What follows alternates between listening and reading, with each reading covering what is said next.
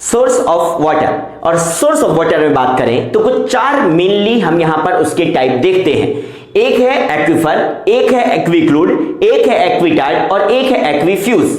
और इन सभी को आज हम यहां पर अलग अलग करेंगे कि किन प्रॉपर्टीज की वजह से ये अलग अलग होते हैं। तो यहां पर जो दो प्रॉपर्टी मेनली हैं, उनमें से एक है पोरोसिटी, दूसरा है परमेबिलिटी। तो पहले इन दोनों के बीच में डिफरेंस को देख लेते हैं। कोई भी सॉइल है और इन सॉइल में जो भी इनके पार्टिकल हैं, तो जो भी नंबर ऑफ वॉइड्स इनके बीच में जगह खाली है उसका मेजरमेंट होता है क्या, दैट इज पोरोसिटी। और इन वॉइड्स के बीच में जो इंटरकनेक्टिविटी है, इस इंटरकनेक्टिविटी को बताता है क्या, परमेबिलिटी। कहने का मतलब कि मान लो कि यहां पर ये सॉइल है और यहां पर इसके ये दो वॉइड हैं, बट इस और इस वॉइड के बीच में एक कनेक्टिविटी नहीं है, तो ये परमेबल नहीं हुआ। बट यहां पर ये वॉइड हैं तो पोरस तो मटेरियल है।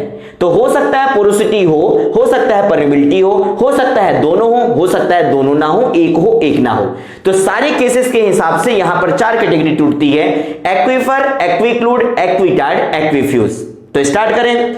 अगर मटेरियल यहां पर पोरस भी है और परमेबल भी है तो वो जाता है किस कैटेगरी में, एक्विफर की कैटेगरी में। और एक्विफर के एग्जांपल आपने देखे हुए हैं, एक होता है आपके पास कन्फाइंड, एक होता है आपके पास में अनकन्फाइंड, और एक होता है आपके पास में पर्स्ड, और एक होता है आपके पास में लीकी।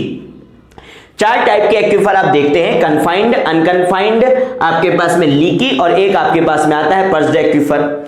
सेकेंड बात करते हैं एक्विक्लूड की। तो एक्विक्लूड पोरस तो होते हैं बट परमेबल ऑलमोस्ट यहां पर कैसे होते हैं, नेग्लेजिबल यहां पर होते हैं, मतलब परमेबिलिटी ना के बराबर देखने को मिलती है किसमें, एक्विक्लूड में। एग्जांपल आता है इसका क्या, क्ले समझते हैं, फाइन जो सबसे फाइन पार्टिकल होते हैं अपने क्ले, सिल्ट, सैंड, ग्रेवल, और आपके पास में क्ले कुछ हिसाब से डिवाइडेशन करते हैं जियोटेक में। तो क्ले सबसे फाइनल पार्टिकल होता है, तो नंबर ऑफ वॉइड्स वहां पर, volume of voids, void ratio सबसे ज्यादा निकल के आता है उसका।